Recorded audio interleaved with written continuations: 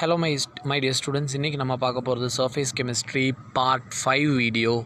இதில் நம்ம என்ன பார்க்க போகிறோன்னா, ஏன்னா போன வீடியோவில் வந்து பார்த்துட்டிங்கன்னா what is catalyst, properties of catalyst, catalytic reaction என்னென்ன டைப்ஸ் அப்படின்னு பார்த்தோம். இப்போ நம்ம பார்க்க போகிறது டைப்ஸ் ஆஃப் கேட்டலிஸ்ட், என்னென்ன டைப்ஸ் ஆஃப் கேட்டலிஸ்ட் இருக்குது. இது மொத்தம் 5-6 டைப் இருக்குது. ரொம்ப ஈஸியாக உங்களுக்கு புரியிற மாதிரி நான் சொல்கிறேன். எக்ஸாம்பிள்ஸ் மட்டும் ஞாபகம் வச்சுக்கோங்க, ஏன்னா ஸ்டேட்மெண்ட் உங்களுக்கு நல்லா ஞாபகம் இருக்கும், எழுதிடுவீங்க. எக்ஸாம்பிள் தான் மெயினாக அவங்க பார்ப்பாங்க. ஸோ அதனால் எக்ஸாம்பிள்ஸ் தான் ஒரு ஹெட்டிங்க்கும் 2 எக்ஸாம்பிள் கன்ஃபார்மாக எழுதுகிற மாதிரி பார்த்துக்காங்க. ஓகே, ஃபஸ்ட்டு என்னென்ன டைப்ஸ் அப்படிங்கிறதெல்லாம் நான் சொல்லிடுறேன். Positive catalyst, negative catalyst, auto catalyst, induced catalyst, promoters, catalytic poison, இது எல்லாமே.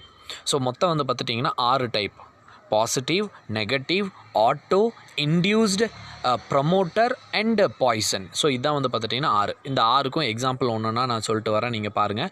ஒரு ரியல் டைம் சும்மா ஞாபகம் வச்சுக்கிறதுக்காக ஒரு எக்ஸாம்பிளும் அண்ட் அது போக புக்கில் இருக்கக்கூடிய எக்ஸாம்பிள்ஸும் நீங்கள் பார்த்துக்காங்க.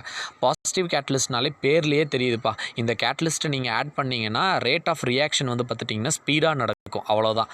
So a catalyst which enhances the speed of the reaction is called as a positive catalyst. Therefore இதுக்கு கீழே எக்ஸாம் பாருங்கள். Decomposition of hydrogen peroxide H2O2. Hydrogen பெராக்சைடை நான் வந்து பிரிக்கணும். டீகம்போஸ்னாலே தெரியும், 10th படிச்சிருப்பீங்க, ஸ்ப்ளிட் பண்ணுறது. ஸோ அதை என்னவா ஸ்ப்ளிட் பண்ணுறாங்க? ஆக்சிஜன் தனியாகவும் வாட்டர் தனியாகவும் ஸ்ப்ளிட் பண்ணுறாங்க. இதை ஸ்பீடாக நடக்க வைக்கணும் அப்படின்னு பார்த்துட்டோம்னா இதுக்கு நான் என்ன யூஸ் பண்ணணும்னா, it is very simple. Platinum நம்ம யூஸ் பண்ணிக்கலாம். ஸோ பிளாட்டினம் நான் யூஸ் பண்ணேன் அப்படின்னா இந்த ரியாக்ஷன் வந்து ஸ்பீடாக நடக்கும். Therefore platinum is an example of an positive catalyst. Okay, அதே மாதிரி கீழே இன்னொரு எக்ஸாம்பிள் கொடுத்துருக்காங்க பாருங்கள். Potassium chlorate. இந்த பொட்டாசியம் குளோரேட்டை நான் டீகம்போஸ் பண்ணணும், ஹீட் பண்ணி டீகம்போஸ் பண்ணணும். ஸோ என்னவா டீகம்போஸ் ஆகும்? அது potassium chloride and oxygen. So இதுக்கு ஸ்பீடாக நடக்கிறதுக்கு யார் ஆட் பண்ண சொல்கிறாங்க? மேங்கனீஸ் டை ஆக்சைடு ஆட் பண்ண சொல்கிறாங்க, அவ்வளோதான். It is very simple. Negative catalyst. அப்போ பாசிட்டிவ்னா நெகட்டிவ் என்னன்னு தெரியும்லப்பா. நெகட்டிவ் வந்து பார்த்துட்டிங்கன்னா அப்படியே ஆப்போசிட்டாக நீங்கள் எழுத வேண்டியதான். ஸோ நெகட்டிவ் கேட்டலிஸ்ட் என்ன சொல்கிறாங்க அப்படின்னா, the substance which retards the rate of the chemical reaction. Retard அப்படிங்கிறது வந்து பார்த்துட்டோம்னா அப்படியே வந்து ஸ்லோ பண்ணும். ஆல்ரெடி கொஞ்சம் ஸ்பீடாக நடந்துகிட்ருக்கும், இது ஆட் பண்ணதுக்கப்புறம் அப்படியே ஸ்லோவாக ஆரம்பிக்கும். ஸோ அதை தான் வந்து பார்த்துட்டோம்னா ரிட்டார்ட் அப்படிங்கிறாங்க. இதுக்கு எக்ஸாம்பிள் பாருங்களேன். அந்த ஹைட்ரஜன் பெராக்சைடை வைக்கலாம். போனதில் ஹைட்ரஜன் பெராக்சைடை வந்து டீகம்போஸ் பண்ணுறதுக்கு வந்து பிளாட்டினம் போட்டோம்னா ரியாக்ஷன் ஸ்பீடாக நடக்கும்னு சொன்னாங்க. பட் ஆனால் பிளாட்டினமை தூக்கிட்டு நீங்கள் கிளிசரின் போட்டிங்கன்னா அதே ரியாக்ஷன் அப்படியே ரொம்ப ஸ்லோவாகிடுது. அப்போது glycerin acts as a negative catalyst. Okay, next வந்து பார்த்துட்டிங்கன்னா இது sulphur sodium sulphite. So sodium sulphite plus oxygen gives us sodium sulphate. So இந்த ரியாக்ஷன் வந்து பார்த்துட்டிங்கன்னா ஆல்ரெடி ஸ்பீடாக நடந்துகிட்ருக்கு. இதை ஸ்லோ பண்ணுறதுக்கு ஆல்கோஹால் ஆட் பண்ணுறாங்க. So oxidation of sodium sulphite gives sodium sulfate. In presence of alcohol it retards the rate of the chemical reaction. Okay, இந்த ரெண்டும் ஈஸியாக ஞாபகம் வச்சுக்கலாம். இனி அடுத்து வர்றது தான் வந்து பார்த்துட்டிங்கன்னா அடுத்த இந்த 4 தான் ஞாபகம் வச்சுக்கிறது கொஞ்சம் கஷ்டமாக இருக்கும். இந்த சென்ஸ் கொஞ்சம் ரியல் டைம் எக்ஸாம்பிள் கொடுக்குறேன், இன்னும் கொஞ்சம் ஈஸியாக இருக்கும் உங்களுக்கு. பாருங்கள், ஆட்டோ கேட்டலிஸ்ட்னு என்னென்னா, ஓகே இப்போ ஒரு எக்ஸாம்பிள் நான் சொல்கிறேன் பாருங்கள். ஒரு ரியாக்ஷன் நடந்துகிட்ருக்கு. அந்த ரியாக்ஷன் வந்து பார்த்தோம்னா நடக்கிறதுனால எனக்கு ஒரு ப்ராடக்ட் கிடைக்கிது, 2-3 ப்ராடக்ட் கிடைக்குதுன்னு வச்சுக்கலாம். இப்போ A+B+C gives us D+E+F. So இந்த மாதிரி எனக்கு ஒரு ரியாக்ஷன், ஒரு ப்ராடக்ட் கிடைக்குது.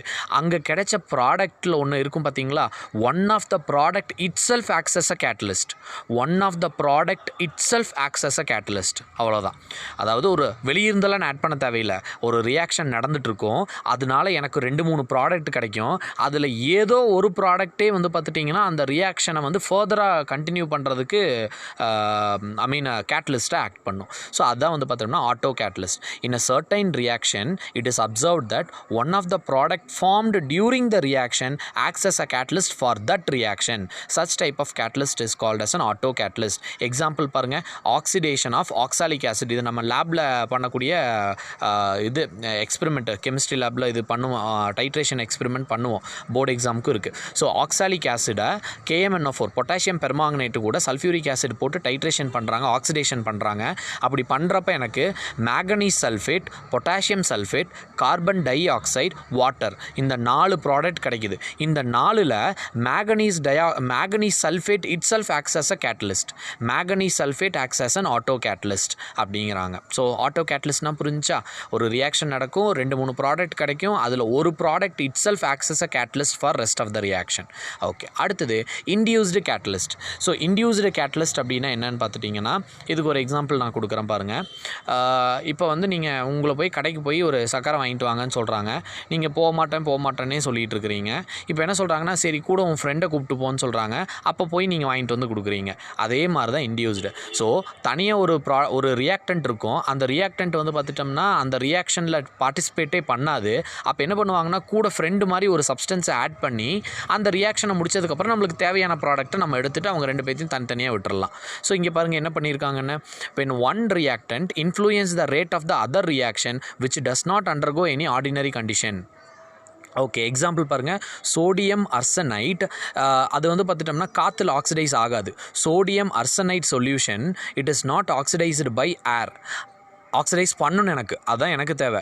சோடியம் அர்சனைட்டை ஆக்சிடைஸ் பண்ணணும், ஆனால் சாதாரண கண்டிஷனில் அது ஆக மாட்டேங்குது. அப்போ என்ன பண்ணுவாங்கன்னா, சோடியம் சல்ஃபைட்டு கூட மிக்ஸ் பண்ணுறாங்க. சோடியம் அர்சனைட்டை அதோட ஃப்ரெண்டு சோடியம் சல்ஃபைட்டு கூட மிக்ஸ் பண்ணி இப்போ ஆக்சிடேஷன் பண்ணுறாங்க. இப்போ ஆக்சிடேஷன் பண்ணுறப்ப எனக்கு ரியாக்ஷன் நடந்துருது. So this is called as an, அப்போ இங்கே யார் வந்து பார்த்தோம்னா இன்டியூஸ் பண்ணி விடுறா? ஸோ இந்த sodium sulphite. So sodium sulphite acts as an induced catalyst. Okay, இது புரிஞ்சா? அடுத்து வந்து பார்த்துட்டிங்கன்னா ப்ரமோட்டர்ஸ். ஸோ ப்ரமோட்டர்ஸ் அப்படிங்கிறது என்னென்னா, இது கொஞ்சம் நீங்கள் தெளிவாக பார்க்கணும். ஒரு கெமிக்கல் ரியாக்ஷன் நடந்துகிட்ருக்கு, அந்த ரியாக்ஷன் ஒழுங்காக நடக்கலைன்னு சொல்லிட்டு ஒரு கேட்டலிஸ்ட் ஆட் பண்ணுறாங்க. அந்த கேட்டலிஸ்ட்டும் உருப்படியாக வேலை செய்யலை. அந்த கேட்டலிஸ்ட்டை இன்டியூஸ் பண்ணி விடுறதுக்காக வெளியிருந்து ஒரு சப்ஸ்டன்ஸை நான் ஆட் பண்ணுறேன், ஆனால் அது கேட்டலிஸ்ட்டு கிடையாது. சொல்கிறது புரிஞ்சா? ஒரு கெமிக்கல் ரியாக்ஷன் இப்போ ஒரு ஸ்கூலில் என்வாயன்மெண்ட்டை நீங்கள் வச்சுக்காங்களேன். ஸோ உங்களுக்கு சொல்லித்தரதுக்காக வந்து இப்போ ஸ்டூடெண்ட்ஸ் எல்லாம் இருக்கீங்க, ரியாக்டன்ட். நீங்கள் உங்களை நல்லா சொல்லித்தரதுக்காக டீச்சர்ஸ் வந்து பார்த்துட்டோம்னா வச்சுருக்காங்க. பட் ஆனால் அந்த டீச்சர்ஸ் தான் கேட்டலிஸ்ட். அந்த டீச்சர் உங்களுக்கு ஒழுங்காக சொல்லித்தரல. இப்போ என்ன பண்ணுறாங்க அப்படின்னா, திடீர்னு பிரின்ஸிபல் வந்து பார்த்தோம்னா ரவுண்ட்ஸ் வர்றாங்க. அப்போ அந்த டீச்சர் வந்து பார்த்துட்டிங்கன்னா நல்லா சொல்லித்தர மாதிரி உங்களுக்கு கொஞ்சம் நேரத்துக்கு நடிப்பாங்க. கரெக்டாக? அப்போ இங்கே யார் வந்து ப்ரமோட்டர் அப்படின்னா, பிரின்ஸிபல் அப்படிங்கிறவங்க ப்ரமோட்டர். ஏன்னா கேட்டலிஸ்ட் ஒழுங்காக வேலை செய்யலை. ஸோ பிரின்ஸிபல் வந்தனால அந்த டீச்சர் வந்து பார்த்துட்டிங்கன்னா ஒழுங்காக வேலை செஞ்சாங்க. அப்போ principal acts as and promoter. So principal is not a catalyst. So அதை ஸ்டேட்மெண்ட் கொடுத்துருப்பாங்க பாருங்கள். a substance the activity of the catalyst can be increased by addition of a small quantity of a second material, a substance which though itself not a catalyst, it is not a catalyst but promotes the activity of the catalyst. Such reaction is called as an promoters அப்படின்னு சொல்லுவாங்க. கீழே example பாருங்கள். ஹெபோஸ் process. ஹெபோஸ் ப்ராசஸ்னால என்னென்னு உங்களுக்கு நான் முன்னாடியே சொல்லியிருக்கேன். Formation of ammonia, அதை தான் ஹேபோஸ் ப்ராசஸ்ன்னு சொல்லுவாங்க. ஸோ இங்கே nitrogen plus hydrogen in presence of iron it gives ammonia. இந்த அயன் ஒழுங்காக வேலை செய்யாததுனால யார் ஆட் பண்ணுறாங்க? Molybdenum, MO. ஸோ அந்த ப்ளஸ் போட்டிருக்காங்கன்னா அது ப்ரமோட்டர்னு அர்த்தப்பா. ஏன்னா இது கேட்டலிஸ்ட்டை இன்டியூஸ் பண்ணி விடுது. கேட்டலிஸ்ட் ஒழுங்காக வேலை செய்யாமல் இருக்கிறது இது போய் உள்ளே போய் வந்து பார்த்தோம்னா இன்டியூஸ் பண்ணி விட்டுட்டு வந்துடும். பட் ஆனால் இது கேட்டலிஸ்ட் கிடையாது. So molybdenum acts as a promoter. And last வந்து பார்த்துட்டிங்கன்னா கேட்டலிட்டிக் பாய்சன். அது என்னப்பா பாய்சன்? இது நல்லாவே தெரியும்.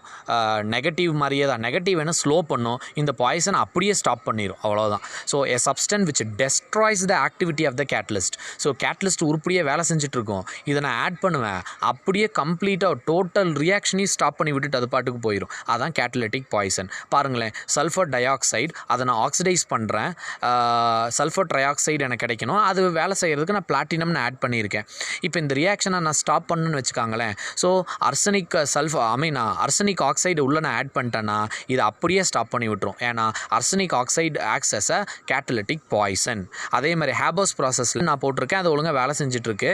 இப்போ வந்து பார்த்தோம்னா மாலிப்னம் நான் போட்டேன் அப்படின்னா அயனை இன்டியூஸ் பண்ணி ரியாக்ஷன் இன்னி கொஞ்சம் நல்லா ஸ்பீட் பண்ணி கொடுக்கும். பட் ஆனால் அந்த மாலிப்னம்மை தூக்கிட்டு ஹைட்ரஜன் சல்ஃபைடு H2S நான் போட்டேன் அப்படின்னா கம்ப்ளீட்டாக ரியாக்ஷனை ஸ்டாப் பண்ணிடும். So this is called as an catalytic poison. And next active centre.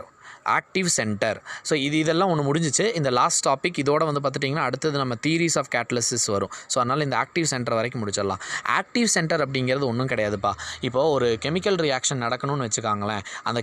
அந்த ரியாக்ஷன் நடக்கிறதுக்கு இந்த ஹெல்ப் பண்ணுறதுக்காக தான் இந்த கேட்டலிஸ்ட்டை நான் ஆட் பண்ணுறேன். அது ஸ்லோ பண்ணுறதுக்கோ ஸ்டாப் பண்ணுறதுக்கோ இல்லை வந்து பார்த்துட்டோம்னா ரொம்ப ஸ்பீட் பண்ணுறதுக்கோ ஏதோ ஒன்று இருக்கும். ஸோ கேட்டலிஸ்ட்னு ஆட் பண்ணுறேன்ல, அப்போ கேட்டலிஸ்ட் எப்படி வேலை செய்யணும்னு நம்மளுக்கு தெரியணும்ல.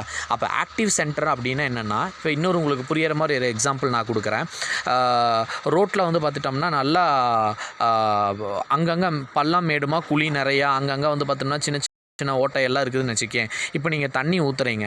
இந்த தண்ணியெல்லாம் எங்கே போய் தேங்கி நிற்கும்? எங்கெங்கெல்லாம் ஓட்டை கிராக்ஸ் எல்லாம் இருக்கும் அந்த இடத்துல தானே போய் நிற்கும். அதே மாதிரி தான் கேட்டலிஸ்ட் வந்து பார்த்துட்டோம்னா எங்கே போய் ஒட்டிக்கிறோன்னு பார்த்துட்டிங்கன்னா இந்த ரியாக்டண்ட்டில் எங்கெங்கெல்லாம் கிராக்ஸ் பீக்ஸ் கார்னர்ஸ் இருக்கோ அந்த இடத்துல இந்த கேட்டலிஸ்ட்டு போய் ஒட்டிக்கிறோம். அப்போது ரியாக்ஷன் அந்த இடத்துல வந்து பார்த்துட்டிங்கன்னா கொஞ்சம் ஸ்பீடாக நடக்கும். அந்த மாதிரி இடத்துக்கு பேர் தான் ஆக்டிவ் சென்டர்னு சொல்கிறாங்க. படித்து காமிக்கிறேன் பாருங்கள்.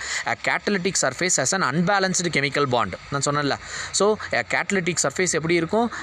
cracks, peaks, corners எல்லாம் நிறைய இருக்கும். So the reactant gaseous molecules are adsorbed on the surface of these free bonds.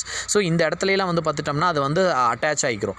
This accelerates the rate of the reaction. So the distribution of free bonds on the catalytic surface is non-uniform. ஏன்னா அங்கங்கே தான் நம்மளுக்கு நீவனாக தான் இருக்குது.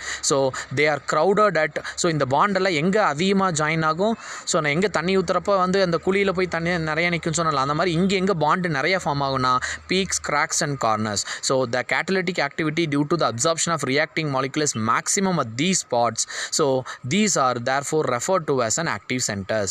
If a catalyst has a more active center, then its catalytic activity is increased. This is the result. So active center நிறைய இருந்துச்சுன்னா catalytic activity வந்து பார்த்துட்டிங்கன்னா நம்மளுக்கு நிறையா இருக்கும். ஸோ இதான் வந்து பார்த்துட்டிங்கன்னா types 6 type of catalyst plus ஒரு ஆக்டிவ் சென்டர் நம்ம பார்த்துருக்கோம். ஸோ நெக்ஸ்ட் வீடியோவில் வந்து பார்த்துட்டிங்கன்னா catalytic தியரி நம்ம பார்க்கலாம்.